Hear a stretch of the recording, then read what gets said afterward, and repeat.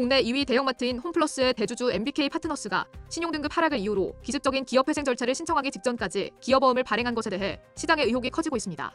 MBK는 홈플러스의 신용등급 강등 가능성을 전혀 예상하지 못했다는 입장이지만 업계에서는 이미 과도한 부채 비율과 상거래 채권 상환 지연으로 인해 이를 예측하지 못했다는 해명에 의문을 제기하고 있습니다. 산업계와 자본시장 관계자들은 단기 자금 도달과 유통에서 신용등급 강등 가능성을 알고도 일반 투자자에게 CP를 판매해 손해를 입혔다면 사기로 형사처벌 대상이 될 수 있다는 판단입니다. 지난 4일 MBK는 법원에 기업회생 절차를 신청하며 CP 및 전단체 신용평가 등급 하락으로 인한 단기 유동성 악화를 선제적으로 대응했다고 설명했습니다. 그러나 업계에서는 MBK가 이미 신용등급 하락 가능성을 인지했을 것이라는 의혹이 계속해서 제기되고 있습니다. 한국신용평가 자료를 보면 지난해 11월 기준 홈플러스의 부채 비율은 국내 상장사 평균의 거의 14배인 1408.6%였습니다. 이는 IMF 외환위기 당시 부실대 기업들과 비슷한 수준입니다.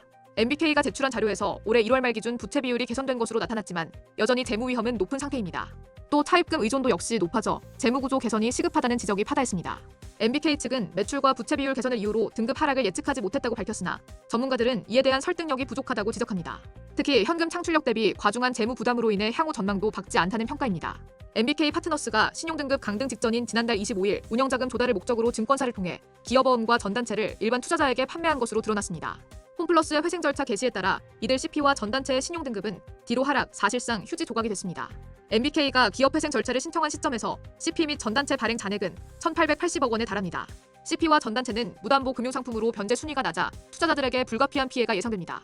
만약 MBK가 신용등급 하락을 예견했음에도 불구하고 CP와 전단체 발행을 강행했다면 도덕적 해이에 따른 사회적 비난이 거세질 전망입니다. 지난해 11월부터 이미 납품 대금 지연 사태가 발생하는 등 단기 유동성이 악화된 상황에서도 MBK는 이런 위험성을 투자자들에게 알리지 않고 상품을 발행했다는 점에서 비난이 더욱 커지고 있습니다. 사실관계 확인 시 MBK 수뇌부에 대한 형사처벌 가능성도 제기되고 있습니다. 법조계 관계자는 MBK 의사 결정권자가 홈플러스의 부실을 인지하면서도 회생 절차 신청 직전까지 CP를 계속 발행했다면 사기죄로 처벌될 가능성이 있다고 말했습니다. 반면 MBK 측은 이런 의혹에 대해 지나친 억측이라고 반박했습니다. MBK 관계자는 인터뷰를 통해 우리나 증권사는 지난해보다 올해 재무 상황이 개선되어 신용등급이 떨어지지 않을 것으로 판단했다면서 평소와 같이 거래를 진행했을 뿐이라고 설명했습니다.